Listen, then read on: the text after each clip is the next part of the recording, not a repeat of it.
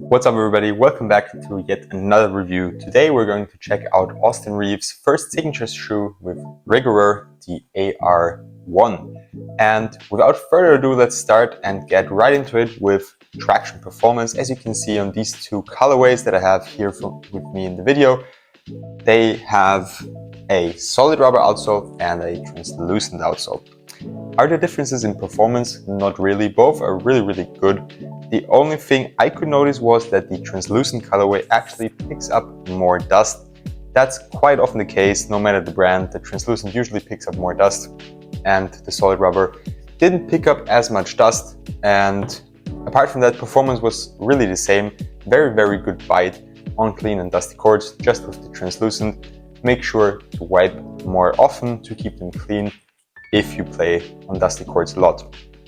Are they an option for outdoors? I wouldn't get the translucent colorway, I would get a pair with the solid rubber colorway, but I think these are definitely an option for outdoors as the rubber compound feels really hard, the grooves are hard to move and they're quite thick, so I think even if they wear off, they'll still have some good grip outdoors. Now for the next aspect of the shoe, let's get into the cushioning setup. And here we have a really minimal setup. It's nothing crazy, it's not one of the comfiest shoes on the market, but for $100, you really get a solid setup, as especially the stepping comfort is really nice. And why is that? First of all, on this colorway, we have actually a heel pad. It's kind of similar to LeBron 20 or 21, as you can see right here. We don't have it on this colorway, interestingly enough. I don't know if they wanted to change it up or if they maybe Austin Reaves didn't like that setup. I think it's really comfortable just for stepping comfort. And the stroller board of the shoe, it's a mesh stroller board with a lot of holes, so you have the EVA foam, which is nothing special, directly under your foot, but because it's directly under your foot, it actually feels pretty damn nice. You can also see they put a lot of details on the insole. It's nothing but performance, but it looks pretty nice. Also on this insole, we have a pretty detailed setup, and I just like shoes with a lot of detail. And as I said, same insole, but without the heel crush pad. So, how does the cushioning setup feel? Similar to the Curry line, in my opinion, to the Flow setup.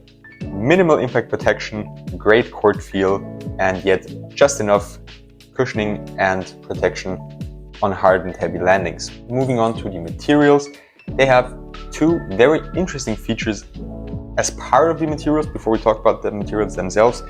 And the first is on this colorway, another difference between the two colorways, we have those grip pads here in the heel, kind of anti-slip to keep your heel locked in.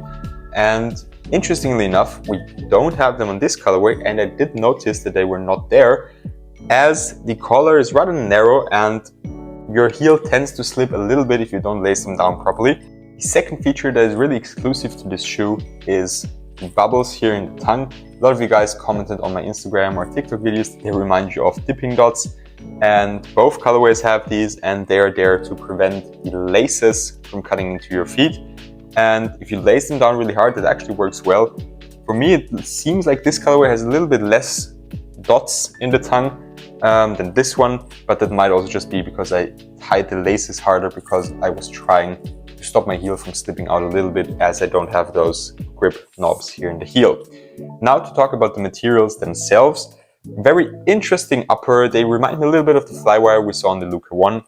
Essentially, it's a mesh upper and it does the job very well. It can be a little bit stiff, especially in this area here. This outrigger can hurt a little bit at first, especially if you have wide feet, but just give them some time, 2 to 3 hooping sessions, and they'll be good to go. And the material will be really soft.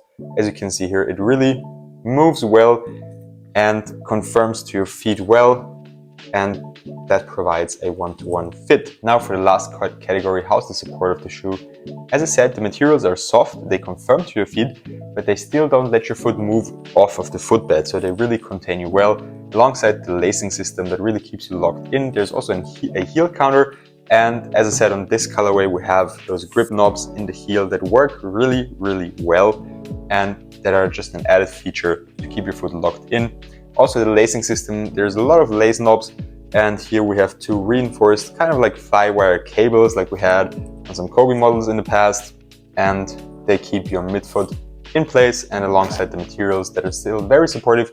they keep you locked in, and support is definitely not an issue on this shoe.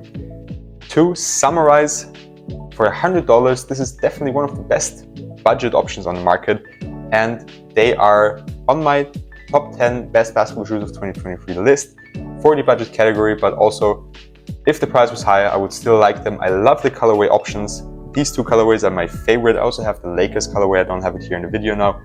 And this is probably my favorite colorway that we've seen so far.